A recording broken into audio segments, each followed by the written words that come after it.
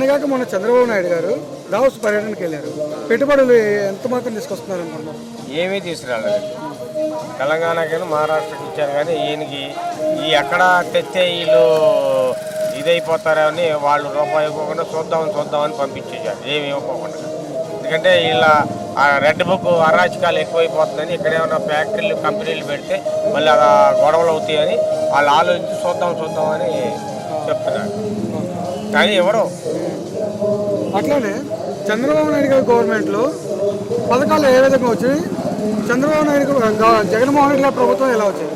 చంద్రబాబు నాయుడు గవర్నమెంట్లో ఏమొచ్చినాయి అంటే వాళ్ళకే బిల్డింగ్ ఉన్న వాళ్ళకి పింఛన్లు ఇచ్చాడు, బిల్డింగ్ ఉన్న వాళ్ళకి ఇల్లు ఇచ్చాడు, లేని వాళ్ళకి ఏం చూడాలి ఆయన.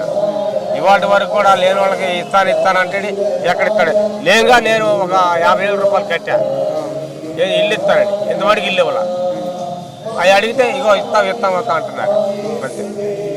అట్లానే జగన్మోహన్ రెడ్డి గారిని ప్రతి దాంట్లో ఏలం చేస్తున్నారు. అది పద్ధతే అంటారా? అది పడ్డవాడు ఎప్పుడు చెడ్డవాడు కాదుగా, పడ్డవాడు ఎప్పుడు చెడ్డవాడు కాదు. ఆయనే పైకి వస్తాడు. ఏదోదో వాక్కుంటారు అనేకమైన వాకులు, ఆ వాక్కున్నా కూడా సుఖమే లేదు. జగన్మోహన్ రెడ్డి ఆ ఇంటికి ముక్కు కూడా పీకలేరు. ఆయన చేసిన పథకాలు, ఆయన చేసిన వ్యవహారాలు, ఆయన చేసిన ప్రజలకు చేశాడే కానీ ఇలాగా వాళ్ళకు చేయలే. కొద్ది రోజుల క్రితం సంక్రాంతి పండుగ జరిగింది. ఎలా జరుపుకున్నారు? ఆనందంగా జరుపుకున్నారు అంటారా చంద్రబాబు నాయుడు ప్రభుత్వంలో?